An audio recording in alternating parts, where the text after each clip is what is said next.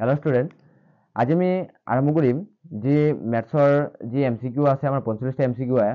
এই এমচিকিউৰ মাজত ক্ৰিটিকেল কেইটামান এমচিকিউ যি মেথছৰ তোমালোকে ইম্পৰ্টেণ্ট কেইটামান এমচিকিউ দিম আৰু যি টেলেণ্ট এক্সামত যি তোমালোকৰ এমচিকিউ আহিছে এই এমচিকিউ কেনেকুৱা টাইপৰ আহিছে তাৰ বিষয়েও ডিছকাছ কৰিম আৰু তাত যিকেইটা আছে সেইকেইটা সলভ কৰি দিম তোমালোকৰ এমচিকিউ। কিছুমান ক্ৰিটিকেল বহুত ক্ৰিটিকেল আহিছে এইবাৰ, গতিকে মেট্ৰিকতো ক্ৰিটিকেল টাইপৰ আহিব, গতিকে তোমালোকে এতিয়াৰ পৰাই শিকি যোৱা। আৰু যিটো টেলেণ্ট সাৰ্চ এক্সামিনেশন 2024 তাত কাটিছে যিকেইটা প্ৰশ্ন তাৰ আমি এমচিকিউ কেইটামান আজি ডিছকাছ কৰিম। অকণমান ক্ৰিটিকেল টাইপৰ এমচিকিউ হয়, এই এমচিকিউ কেইটা কি কৰি দিম আজি ডিছকাছ কৰি দিম। চাবা, তো ইয়াৰ সেম টাইপৰ সেম কুৱেশ্যন আহিব নাহে, কিন্তু সেম টাইপৰ কুৱেশ্যন কাটিব। ঠিক আছে, সেম টাইপৰ মানে টাইপ একদম সেম টু সেম কাটিব, নাম্বাৰ কেইটা অকণমান চেঞ্জ কৰি দিব। গতিকে তোমালোকে চাবা এইটো কুৱেশ্যন একদম মোষ্ট ইম্পৰ্টেণ্ট। চোৱা, যদি এ কি আছে, যদি ax square plus bx plus c equal to 0 এটা মূল আনটোৰ কেইগুণ 5 গুণ হয়, তেন্তে a, b আৰু c ৰ মাজৰ সম্বন্ধটো হ'ব। ইয়াত চাবা কি আছে, a অপশন এ কি আছে, a square equal to 36ac। Option B আছে 36b square equal to 5ac। Option number C আছে 5b square equal to 36ac। Option number D আছে 5b square equal to ac। ইয়াৰ মাজত যিকোনো এটা শুদ্ধ হ'ব, নহয় জানো? তো আমি কি কৰিম, প্ৰথমতে ইয়াৰ আমি আগতে প্ৰশ্নটো বুজি ল'ম। চাবা, যদি ax square plus bx plus c equal to 0 এটা মূল আনটোৰ কি হয় 5। ঠিক আছে, এটা মূল কি হয় আনটোৰ 5 গুণ। কথা মনত ৰাখিবা, ইয়াত যিটো কৈছে এই কথাটো মনত ৰাখিবা, এইটো ঠিক আছে, এইখিনি জাগা আছে মেইন। কি কৈছে, এটা মূল আনটোৰ কি গুণ 5 গুণ, এটা মূল আনটোৰ 5 গুণ। আমি ধৰা হল এটা মূল মানে কি জানানে, এক্সৰ ভ্যালু যিটো এক্স ইকুয়াল টু আমি কি আছিলে, মূল দুটা কি আছিলে, আলফা আৰু বিটা, নহয় জানো? আলফা আৰু বিটা, যিহেতু মূল দুটা কি আছিলে আমাৰ আলফা আৰু বিটা, গতিকে আমি ধৰি লম আমাক কৈছে এটা যদি আলফা ধৰো আৰু এটা কি গুণ হ'ব, 5 গুণ হ'ব। তো আলফাৰ 5 গুণ কিমান হ'ব, 5 আলফা হ'ব। বুজি পাইছা? বিটা নধৰো কাৰণ ইয়াক আমাৰ আলফা আৰু বিটা কোৱা নাই, কৈছে এটা যদি এটা যদি 1 হয় আৰু এটা 1ৰ 5 গুণ কিমান হ'ব, 5 গুণে 5 হ'ব, এনেকা টাইপৰ। গতিকে যিটো ধৰিম তাৰ 5 গুণ হ'ব পিছৰটো। বুজি পাইছা? তো প্ৰথমতে আমি ধৰিম। ঠিক আছে, সলিউশন ধৰা হল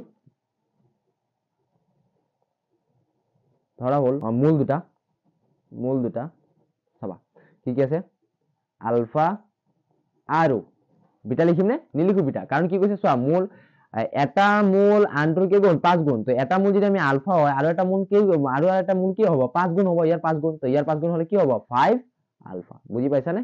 এটা যদি আলফা হয় আৰু এটা কিমান হ'ব 5 আলফা। বুজি পাইছা? বিটা নধৰো কাৰণ এটা হৈছে কি, এটা যিটো ধৰিব এটা যদি x হয় আৰু এটা কিমান হ'ব 5x হ'ব। তো গতিকে আমি যিহেতু মূলটো ধৰাৰ সময়ত কি ধৰো, আলফা বিটা গামা এই তিনিটাৰ পৰা যিকোনো এটা, যেহেতু আলফা ধৰিছো আৰু এটা কি হ'ব 5 হৈছে।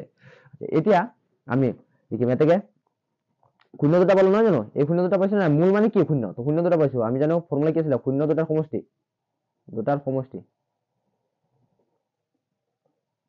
কি আছিলে ফৰ্মুলা, আলফা প্লাস কি বিটা।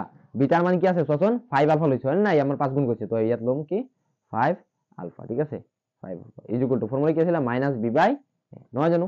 এটোকে আমি সলভ কৰি দিম। চাবা, সলভ কৰিলে কি হ'ব, চোৱা আলফা এটা আৰু ইয়াত আছে 5টা আৰু এটা যোগ কৰিলে কি হ'ব 6 আলফা। ঠিক আছে, যোগ কিমান হ'ব মাইনাস বি বাই এ, নহয় জানো? আমি ইয়াৰ পৰা আলফাৰ মান ওলাই দিওঁ, আলফাটো ৰাখি দিওঁ। এইটো লগত কিহৰ সম্পৰ্ক আছে, পূৰণ। খেচৰি গ'লে কি হ'ব হৰণ। তো মাইনাস বি বাই এ আছে, এই 6টো ওপৰত আছিল, এইফালে ক'ত যাব, তলত আহি যাব, মানে 6 আহি যাব। ঠিক আছে, এইটো ইকুৱেশ্যন নম্বৰ 1 দিয়ে ৰাখা, পিছত কামত লাগিব। ঠিক আছে, বুজি পাইছা? তাৰপিছতো চাবা, আকৌ আমাক কি কৈছে চাবা, আকৌ কি জানো, আমি আলফা প্লাস বিটা লিখিছো, শূন্য দুটা সমষ্টি, নহয় জানো? এটা শূন্য দুটা গুণফল, শূন্য দুটাৰ গুণফল কি আছিলে আমাৰ আলফা ইনটু গুণফল। চাবা কি আমি ধৰিছিলো, কি শূন্য দুটা গুণফল ইয়াতে ধৰিছো কি আছিল, আলফা ইনটু বিটাৰ মানটো। চোৱা ইয়াৰ বিটাৰ মানটো কি ধৰিছিলো আমি, বিটাৰ জাগাত কি ধৰিছো 5 আলফা, নহয় জানো? বিটাৰ জাগাত কি ধৰিছো 5 আলফা, গতিকে বিটাৰ জাগাত কি ধৰিম আমি 5 আলফা। বুজি পাইছা? তো আছে এইগুলো ফর্মুলা কি ছিল, সি বাই এইটো কথা মনে রাখবে। ঠিক আছে, 5 আলফা আলফা পূরণ করলে কি হবে 5 আলফা স্কয়ার, নহয় জানো? হয়, আলফা আলফা পূরণ করলে কি হবে আলফা স্কয়ার, এগুলো সি বাই। তো আমি কি করে দিম, 5 টো এটার কি সম্পর্ক, পূরণ খেসে গেলে কি হবে হরণ। আমি ইয়ার পরে রাখিব পারো alpha square is equal to C by A তো থাকবে, 5 টো ইয়াত উপর আছে, এইফালে কি যাব তলত, মানে সি বাই 5 এ। ঠিক আছে, আচ্ছা এতিয়া আমি ইয়ার পরে চাবা, এটা আমার কি আছে ইয়াত চাবা, এতিয়া আমি ইয়াতো আলফা পাইছো, নহয় জানো? ইয়াতো আলফার মান দিয়া আছে, গতিকে আলফার মানটো আমাৰ এইটো বহাই দিম ইকুৱেশ্যন নম্বৰ 1। ঠিক আছে, তো চাবা আলফা স্কয়াৰ আছে না, আলফাৰ মান কিমান আছে চোৱাচোন, আলফার মান ইয়াত কিমান আছে মাইনাস বি বাই 6 এ। তো মাইনাস বি বাই কিমান বহিছো 6 এ, নহয় জানো? আলফাৰ জায়গাত এটা আলফা আছে, আলফা স্কয়াৰ আছে, গতিকে আলফাৰ জায়গাত কি বহিছো মাইনাস বি বাই 6 এ। আলফাৰ ওপৰত কি আছে স্কয়াৰ আছে গতিকে এই ভ্যালুৰ ওপৰত কি দিম স্কয়াৰ দিম এই ইকুয়াল টু c বাই কিমান আছে 5a এটো বুজি পাইছা তো এই আইয়া আলফাৰ ওপৰত কি আছে স্কয়াৰ আছে গতিকে আলফাৰ মান আমাৰ ইয়াত উলাই ৰাখিছো আমি ইকুয়েশন নম্বৰ 1 ত ইয়াত ব্ৰ্যাকেট লিখিব পৰা ইকুয়েশন নম্বৰ 1 ৰ পৰা লিখিব পৰা ঠিক আছে 1 ৰ হল তো ইয়াত আমাৰ যেটো আছে ইকুয়েশন নম্বৰ 1 ৰ পৰা তো এই 1 ত কি আছিল আমাৰ আলফাৰ মান দিয়া আছে আলফা ইকুয়াল টু -b/6 এটো উলাই ৰাখিছো গতিকে আমি এই আলফা স্কয়াৰ জায়গাত কি বহিছো এটো বহিছো ঠিক আছে এটা চাবা স্কয়াৰ কৰি দিও তো স্কয়াৰ কৰি দিলে -2 স্কয়াৰ কি হৈ যাব প্লাস হৈ যাব না -2 নাই কি হৈ যাব তো b ৰ ওপৰত কি হৈ যাব স্কয়াৰ আৰু 6a ৰ ওপৰত কি হৈ যাব স্কয়াৰ হৈ যাব না জানো এটা স্কয়াৰ দিব ইকুয়াল টু c বাই কিমান হ'ব 5a তো চাবা তো b স্কয়াৰ স্কয়াৰটো 6 ৰ ওপৰত আছে তো 6 গুণ কিমান হ'ব 36 আৰু ইয়াৰ ওপৰত কি হ'ব স্কয়াৰ ইকুয়াল টু কিমান হ'ব c বাই 5a এটা বজ্ৰ গুণন পদ্ধতি কৰি দিও মানে ক্ৰস মাল্টিপ্লিকেশন বুজি পাইছা ক্ৰস এটো লগত এটো পূৰণ এটো লগত এটো পূৰণ ঠিক আছে তো এটো লগত এটো পূৰণ কৰি দিও তো 5a ৰ লগত b স্কয়াৰ পূৰণ কৰিব 5a b square equal two এটো চাবা আমাৰ কি আছে ইয়াত 36a স্কয়াৰ ৰ লগত c পূৰণ কৰি দিম না তো এটো হ'ব 36a স্কয়াৰ c পূৰণ কৰি ঠিক আছে কাৰণ এটো ক্ৰস পূৰণ কৰিছে ঠিক আছে ইয়াত চোৱা এফালে কি আছে a দুটা আছে না জানো এফালে a কেইটা আছে এটা না জানো আমি ইয়াৰ এটা ইয়াৰ দুটাৰ পৰা এটা কাটি দিও এটা থাকি যাব ঠিক আছে তো 5b স্কয়াৰ ইকুয়াল টু কি থাকিছে 36 এটা ইয়াত থাকি গল না ইয়াত এটা এটা কাটিছো এটা থাকি গল হৈছে a বুজি পাইছা তো আমাৰ এটো অপচন নম্বৰ কিমান আছে চাবাচোন পাৰ সি আছে option number C is correct বুজি পাইছা কি আছে 5b স্কয়াৰ ইয়াত চাবা ইয়াত ওলাইছো 5b square equal two 36a square বুজি পাইছা মোটো এটো সহজ আছে ত্ৰিভুজ এটো ইউনিট 6 ৰ পৰা আহিছে কি আছে ত্রিভুজ abc pq সমান্তরাল কি আছে bc আমি এটা ত্রিভুজ abc আঁকি দিও ন হাতেৰে আঁকি দিছো a b c হৈছে আচ্ছা abc pq সমান্তৰাল bc এই bc ৰ সমান্তৰালকে কি আঁকিব লাগে এটা pq p আৰু q ঠিক আছে আচ্ছা ইয়াত কি কৈছে যদি pb 6 cm pb কিমান আছে আমাৰ 6 cm না জানো pb p আৰু b কিমান আছে এটো 6 cm ঠিক আছে এটো সয় আছে আচ্ছা তাৰ পিছত কি আছে ap 5 cm a আৰু p কিমান আছে আমাৰ 5 cm ঠিক আছে লিখি দিলো aq 10 cm aq কিমান আছে আমাৰ 10 cm ঠিক আছে তো তেন্তে qc ধৰিব হ'ব যেহেতু আমাৰ কি আছে এটো সমান্তৰাল আছে মানে নাই সমান্তৰাল আছে তাৰ মানে এটো আমি কি কৰিব ৰেশিওত নিব পাৰো অনুপাত নিব হয় না এটো কেনেকৈ আছিল দেয়াৰফৰ আমি যদি অনুপাত কি থাকে যদি দুটা সমান্তৰাল থাকে pq আৰু কি আছে bc সমান্তৰাল যেহেতু তো যিকোনো ত্ৰিভুজৰ কি থাকে এইটো অনুপাত এইটো আৰু এইটো অনুপাত এইটো এই দুটা অনুপাত কি থাকে সমান থাকে না জানো তো আমি লিখিব পাৰো যে ap বাই কি লিখিব পাৰো ap তল কি লিখিব পাৰো bp মানে বা pb pb is equal to same aq তল কি লিখিব পাৰো qc aq বাই qc মানে আচ্ছা এফালে চাবা তো ইয়াত আমাৰ ap এৰ ভ্যালু দিয়া আছে ap এৰ ভ্যালু কিমান দিছে চোৱাচোন ইয়াত দিয়া আছে ap ভ্যালু কিমান দিছে আমাৰ ap 5 ap ভ্যালু কিমান দিছে 5 মানে ap 5 আচ্ছা আৰু কি দিছে চোৱাচোন pb কিমান দিছে 6 মানে pb ভ্যালু কিমান দিছে আমাৰ 6 দিছে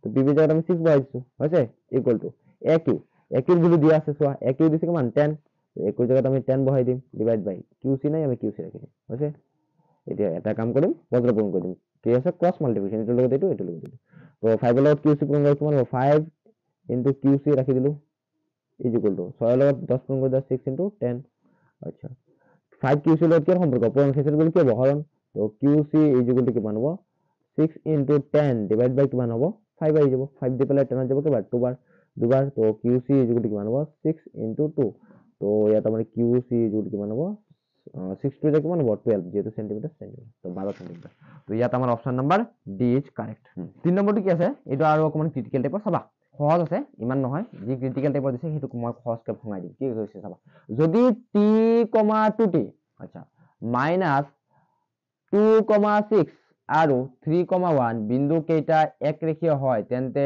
t ইজ ইকুয়াল টু হোৱাটস যদি একৰেখীয় হয় সদা মান দেখিবা ত্ৰিভুজৰ কালি কি হয় ইকুয়াল টু 0 হয় বুজি পাইছা কিয় একৰেখীয় মানে মই এই তলটো বুজাই দিছো একৰেখীয় মানে যিকোনো এটা ৰেখা যদি আঁকি দিয়া হৈছে ধৰি তিনটা বিন্দু লৈছো মই এটা p এটা q আৰু এটা r লৈছো হয়নে তিনিটা বিন্দু এটাতে আছে তো ত্রিভুজটো এই ত্রিভুজ গঠন হ'বনে ত্রিভুজ গঠন হ'বলে এনেকৈ উঠিব লাগে না জানো কেনেকৈ উঠিব লাগে এনেকৈ উঠিব লাগে ত্রিভুজ ইয়াতে ত্রিভুজ গঠন হোৱা হৈছে নে তিনটা একৰেখীয় আছে তো একৰেখীয় থাকিলে ত্ৰিভুজ গঠন হয় নেকি নহয় তাৰ মানে ট্ৰায়াঙ্গেল যেটা আমি যদি সাপোজ ত্ৰিভুজ pqr লও triangle pqr is equal two কি লব পাৰো 0 হয়নে কাৰণ এইটো কালি নহব যেহেতু এটা একৰেখীয় আছে এটা ৰেখা দি পেলাই কেতিয়াও ত্ৰিভুজ গঠন নহয় বুজি পাইছা তো এটা ৰেখা দি ত্ৰিভুজ গঠন নহয় গতি আমি ত্ৰিভুজৰ কালি যেটো লিখিম লিখি পেলাই সমান সমান আমি কি দিম 0 দিম কাৰণটো এইটো যে এক ৰেখীয় যদি এক ৰেখীয় হয় সদা মান দেখিবা ত্ৰিভুজৰ কালি কি হয় ইকুয়াল টু 0 হয় ঠিক আছে আচ্ছা তো আমাৰ ত্ৰিভুজৰ কালি ফৰ্মুলা কি আছিল এইটো 7 নম্বৰ ইউনিটৰ পৰা আহিছে বুজি পাইছা চেপ্টাৰ নম্বৰ 7 তো 7ৰ পৰা আহিছে যেটো চাবা আমাৰ ত্ৰিভুজৰ ফৰ্মুলাটো কি আছিল আচ্ছা ইয়াৰ পৰা এইটো লইলো চাবা আমি কোৱেশ্চনটা আকৌ লৈ t, 2t হল আৰু আছে কিমান -2,6 আৰু কি আছে আমাৰ 3,1 হয়নে আচ্ছা ইয়াৰ পৰা আমি x1 y1 x2 y2 x3 y3 ওলাইলো ঠিক আছে তো x1 ইকুয়াল টু কিমান আছে t হয়নে তো y1 এইটো নহয় জানো ইকুয়াল টু কিমান আছে আমাৰ 2t আচ্ছা x2 ফৰ্মুলাটো পাইছাই -2 y2 ইকুয়াল টু কিমান আছে 6 হয়নে আচ্ছা তাৰপিছত কি আছে x3 ইকুয়াল টু কিমান আছে 3 আৰু y3 ইকুয়াল টু কিমান আছে 1 হৈছে আচ্ছা ইয়াত আমি এতিয়া কি কৰিম ত্ৰিভুজৰ কালি ফৰ্মুলা লিখিম ঠিক আছে তো ত্ৰিভুজৰ কালি ফৰ্মুলাটো জানা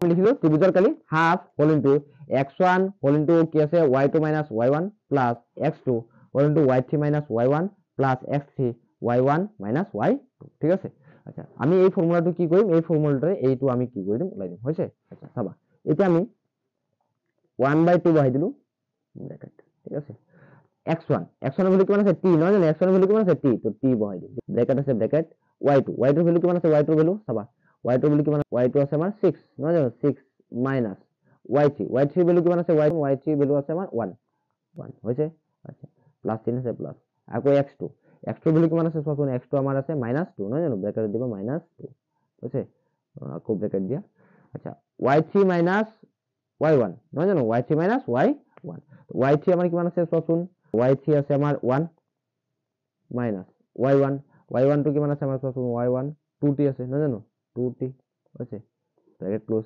আকৌ প্লাস আছে প্লাস x3 আছে x3 কিমান আছে আমাৰ চোন x3 আছে আমাৰ 3 হোল ইনটু ব্ৰ্যাকেটত লিখিবা y1 নহয় জানো ফৰ্মুলাটো পাইছা y1 কিমান আছে চোন y1 আমাৰ আছে 2t minus y2 to কিমান আছে চোন y2 আছে আমাৰ 6 হয়নে হৈছে তাৰ ব্র্যাকেট ক্লোজ বুজি পাইছা এটা আমি বহাইছো হৈছে আচ্ছা ইকুয়াল টু কি হবে জানানে যেহেতু এক রেখীয় এক কথা মনে এক রেখীয় হলে কি হয় ইকুয়াল টু 0 হয় এটা সমান ঠিক আছে কারণ ত্রিভুজ গঠন নকরে গতিকে তার কালি কি হবে 0 ভ্যালুটো এটা চাবা 1/2 আচ্ছা পূরণ কৰি দিছো 3 এৰ লগত চোৱা 6 এৰ পৰা 1 বছৰ কিমান হ'ব 5 আৰু 5 এৰ লগত t পূৰণ কিমান হ'ব আমাৰ 5t বুজি পাইছা তো আচ্ছা এইটো চাবা প্লাস মাইনাস কি হ'ব মাইনাস 2 এর লগত 1 পূরণ কৰা 2 গুণ কিমান হ'ব 2 মাইনাস মাইনাস কি হৈ যাব প্লাস 2 দুগুণ কিমান হ'ব 4 লগতে কি থাকিব t হয়নে প্লাস আছে প্লাস 3 দুগুণ কিমান হ'ব 6 লগতে কি যাব t হয়নে 3 to the 6 লগতে t আছে t প্লাস মাইনাস আছে মাইনাস তো 3 এর লগত 6 পূরণ 3 6 গুণ কিমান হ'ব 18 হয়নে ক্লোজ ইকুয়াল টু 0 ঠিক আছে 1/2 ইয়াত আছে আমাৰ কিমান 5t নহয় জানো আমি t কেটা একেলগে কৰি দিও 5t plus 4t আৰু আছে t আছে প্লাস 6t হল আচ্ছা সংখ্যা কেটা একেলগে কৰি দিও -2 এটো আছে এটো -8t ঠিক আছে ফাইভ ব্ৰ্যাকেট দিলে বই কত এটা চাবা 1/2 চাবা 5 আৰু 4 কিমান হ'ব 5 আৰু 6 যোগ কৰিলে কিমান হয় 9 নহয় জানো 9 আৰু 6 কিমান হ'ব 15 হয়নে 15t মাইনাস কিমান আছে আমাৰ চোৱাচোন 2 আৰু মাইনাস আছে কিমান 18 যেহেতু দুটা মাইনাসৰ বাঢ়ি যাব 2 আৰু 18 যদি দুইটা একেলগে হয় কিমান হ'ব মাইনাসৰ 20 এটো কিমান হ'ব 0 হয়নে হাফ টু এফালে কি আছে পূৰণ হৈ আছে হয়নে এৰ লগত কি আছে পূৰণ হিসেৰ গুলো কি হ'ব হৰণ আমি কি রাখিম 15t - 20 ইকুয়াল কিমান হ'ব 0/1/2 নহয় জানো তো আমি ইয়াত ৰাখি দিও 15t - 20 ইকুয়াল টু চাবা আমি 0 দিবা হাফ দিবলে 0 কি পাবো 0 পাবো নহয় জানো 15t এটো মাইনাস আছে হিসের গুলো কি হ'ব প্লাসৰ হ'ব 20 নহয় জানো আচ্ছা এটা চাবা 15t লগত কি সম্পৰ্ক পূৰণৰ হিসেৰ গুলো কি হ'ব হৰণ তো t ইকুয়াল কিমান হ'ব 20/15 কাটি দিও 5 এর কাটি দিও 5 3 গুণ 15 5 এর কাটি দিও 5 4 গুণ 20 তো t ইকুয়াল টু কিমান হইছে 4/3 ঠিক আছে অপশন আছে কিমান number option 4/3 option number B correct option number 6 নম্বৰটো চাবা যদি x m cos θ আৰু y কি আছে চাবা n sin θ হয়নে তেতিয়া হলে n² x² + m² y² কি হ'ব অপশন নম্বৰ এ আছে এম এন, অপশন বি আছে M square N square, option C আছে M to the power 4 N to the power 4, option D আছে M square plus N square, নহয় জানো? কোনটো হ'ব আমিতো নাজানো, গতিকে ওলোৱাৰ পিছত চাবা কেনেকা হয়, অকমান কষ্ট লাগে নে ইজি আছে। যেহেতু কি আছে আমি মেথছ কেইটা কৰি দি আছো, ইজি লাগিব, ইমান ক্ৰিটিকেল নহয়, ঠিক আছে, বুজি ল'বা কি। তো প্ৰথমতে আমাৰ কি আছে, এইটো ল'বা, মেইন হৈছে এইটো, ঠিক আছে। কি আছে আমাৰ therefore x ইকুৱেল টু কি আছে m cos থিটা, হয়নে? তো এইটো চেঞ্জ কৰি দিওঁ, এইটো এই চাইডত লৈ যাওঁ, এইটো এই চাইডত লৈ যাওঁ, ঠিক আছে।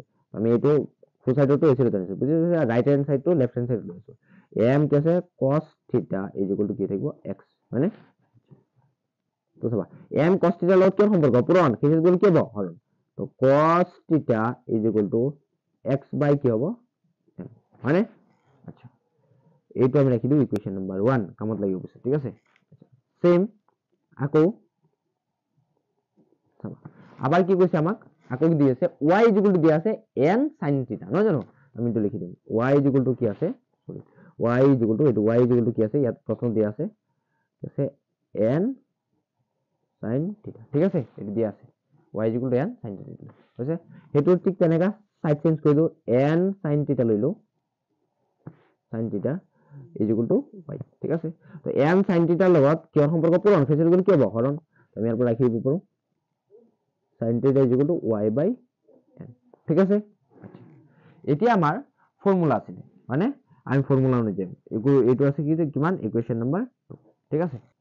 cos স্কয়াৰ থিটা প্লাস কি আছিলে sin স্কয়াৰ থিটা ন, ইকুৱেল টু কিমান আছিলে 1, হয়নে? cos স্কয়াৰ থিটা প্লাস sin স্কয়াৰ থিটা ইকুৱেল টু কিমান আছিলে 1, এইটো আমাৰ ফৰ্মুলা হয়। আচ্ছা, এতিয়া চাবা cos স্কয়াৰ থিটা, cos স্কয়াৰৰ ভ্যালু কিমান আছে চাবাচোন, আমাৰ cos স্কয়াৰ cos স্কয়াৰ ন, cos থিটাৰ ভ্যালু কিমান আছে চোৱা, ইকুৱেশ্যন নম্বৰ 1 আছে, cos থিটাৰ ভ্যালু কিমান আছে x বাই m, এই লিখি দিম x বাই m, হয়নে? আচ্ছা, যেহেতু আমার কি আছে স্কয়ার আছে, গতিকে আমি এই গুটিটোৰ ওপৰত কি দিম স্কয়াৰ দিম, হৈছে প্লাস sin থিটা, sin থিটাৰ ভ্যালু চোৱা এতে ওলাই ৰাখিছো y বাই n, নহয় জানো? এটা y বাই কি লিখিম n, যেহেতু স্কয়ার আছে, নহয় জানো? এটা ফৰ্মুলা সৰি স্কয়াৰ আছে, sin স্কয়াৰ cos স্কয়াৰ থিটা প্লাস sin স্কয়াৰ থিটা ইকুৱেল টু 1, যেহেতু স্কয়াৰ আছে গতিকে এটাৰ ওপৰত কি দিম স্কয়াৰ দিম, ইকুৱেল টু 1, হল, বুজা গৈছে? বুজি পাইছে তো? এইটো আমাৰ ফৰ্মুলা আছে যে cos স্কয়াৰ থিটা প্লাস sin স্কয়াৰ থিটা ইকুৱেল টু 1, আমাৰ ফৰ্মুলা আছে, নহয় জানো? আচ্ছা, আৰু এইটো আমাৰ কি আছে cosৰ ভ্যালু দিয়া আছে, cosৰ ভ্যালু আমি ওলাইছো কিমান x বাই m, আমি x বাই m ওলাইছো বহাইছো, আৰু কি আছে সাইনৰ ভ্যালু দিয়া আছে কিমান sin থিটা আমি ওলাইছো y বাই n, এইটো y বাই n বহাই দিছো তাত, যেহেতু স্কয়ার আছে আমি স্কয়ার দিছো, হৈছে। এইটো চাবা স্কয়ারটো x এর উপর আছে গতিকে কি হবে x স্কয়ার, তলত হ'ব কি m স্কয়ার প্লাস এইটো y এর উপর স্কয়ার আছে গতিকে কি হ'ব y স্কয়ার, তলত থাকিব কি n স্কয়ার, ইকুৱেল টু কিমান হ'ব 1, ঠিক আছে। এতিয়া আমি কি লইলাম এলসিএম, ঠিক আছে, লসাগু লইলাম। এটা কিমান আছে m স্কয়ার n স্কয়ার, যেহেতু তলটা দুইটাটো একে নহয় গতিকে আমি পূৰণ কৰি দিম, কি হৈ যাব m square into n square, হয়নে? আচ্ছা, m স্কয়াৰ এটা কি কৰিবা m স্কয়াৰ কাটি দিয়া, এইটো এইটো কি হ'ব একবাৰ, মানে একৰ এইটো ক্যান্সেল হৈ গ'ল, থাকি গ'ল n স্কয়াৰ লগত x স্কয়াৰ পূৰণ কৰা কি হ'ব x স্কয়াৰ n স্কয়াৰ, ঠিক আছে। আমাৰ কি হ'ব বাই n স্কয়াৰ x স্কয়াৰ, বুজি পাইছা? এইটো x আৰু n একে নহয়, প্লাস n স্কয়াৰ আৰু n স্কয়াৰ ক্যান্সেল হৈ গ'ল, থাকিব কি m স্কয়াৰ আৰু ইয়াত থাকিব y স্কয়াৰ, লিখিবা m স্কয়াৰ, হৈছে। শৰ্টকাট ফৰ্মুলা এলসিএম লোৱাত তলৰ দুটা পূৰণ কৰি বহাই দিবা আৰু ক্ৰস পূৰণ কৰি দিবা, এইটোৰ লগত এইটো পূৰণ, এইটোৰ লগত এইটো পূৰণ, বুজি পাইছা? x স্কয়াৰ লগত n স্কয়াৰ পূৰণ কৰি দিবা, এইটো n স্কয়াৰ x স্কয়াৰ, আকৌ m স্কয়াৰ লগত y স্কয়াৰ পূৰণ কৰি দিবা, m স্কয়াৰ y স্কয়াৰ, হৈ গ'ল, ইকুৱেল টু 1, ক্ৰস পূৰণ কৰি দিবা, একদম শৰ্টকাট ফৰ্মুলা, ঠিক আছে, শৰ্টকাট ফৰ্মুলা।